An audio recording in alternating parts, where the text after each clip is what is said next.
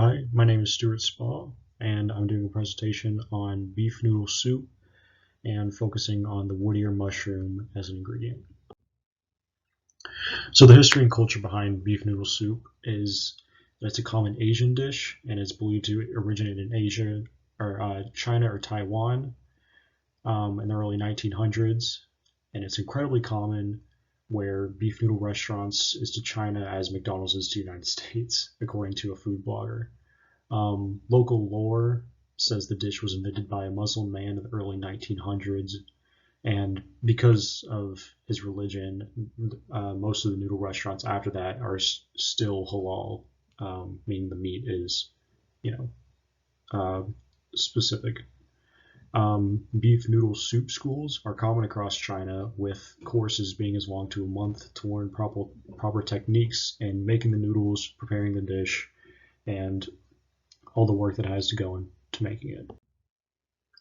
So nutrient composition and a common, beef noodle dish is about 75 grams total carbs, 40 grams of protein, 640 calories, 6 grams of sugar, 33 grams of fat, 824 milligrams potassium, and 658 milligrams of sodium.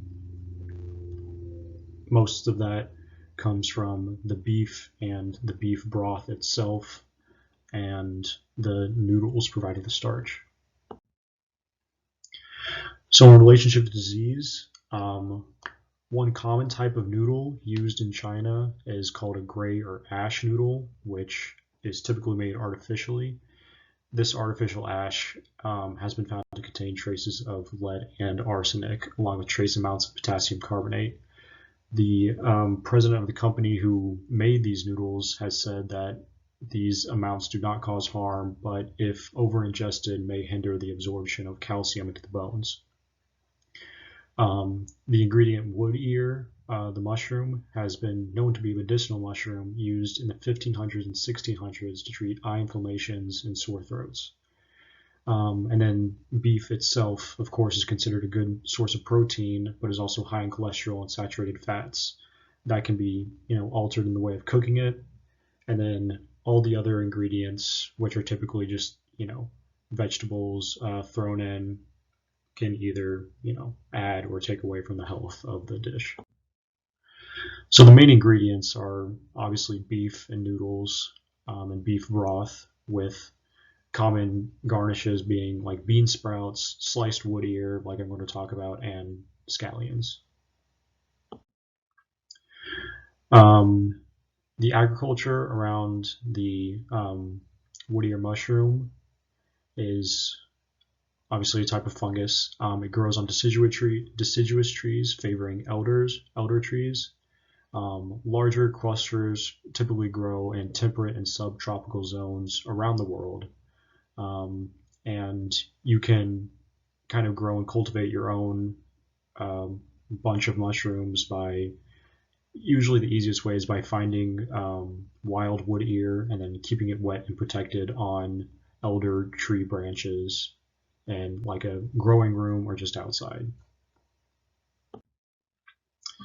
So preparation, wood ears themselves are unique, or not unique, but special in the mushroom family, and being that they can eat them raw, but heating them up is still recommended just because of germs that could be on them. But it's like 2 minutes of cooking, so not much.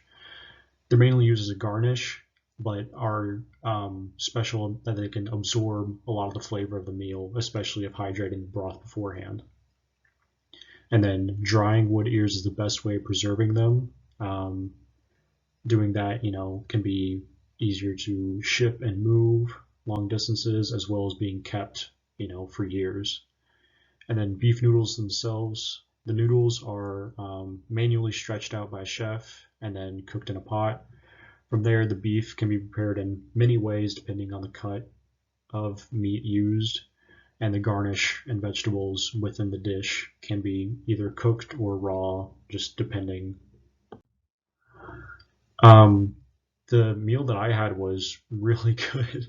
The wood ears themselves added a nice chewy texture and did absorb a lot of the flavors. The dish overall was, again, really good, with the seasoning of the beef and the broth giving excellent flavor, I added like a little bit of crushed red pepper just to add some spice, but other than that, it was great how it came. And then here's a picture of the dish with the small black kind of stringy things being the wood ear themselves, along with like scallions, cabbage, beef, and then noodles itself. And then, in comparison to my experiences, meat and noodles is not a unique dish, but the way that it is cooked, the ingredients that go within it, all the spices and flavoring make that dish unique to the culture or people. And this was a special meal for me, and even if it was just a Chinese takeout, on a Sunday night, knowing that this is basically fast food for millions of people, but still knowing the amount of like care and work that goes into making this dish, it makes me appreciate the whole dish and everything a lot more. And that is basically it. There's all my references. And yeah, thank you.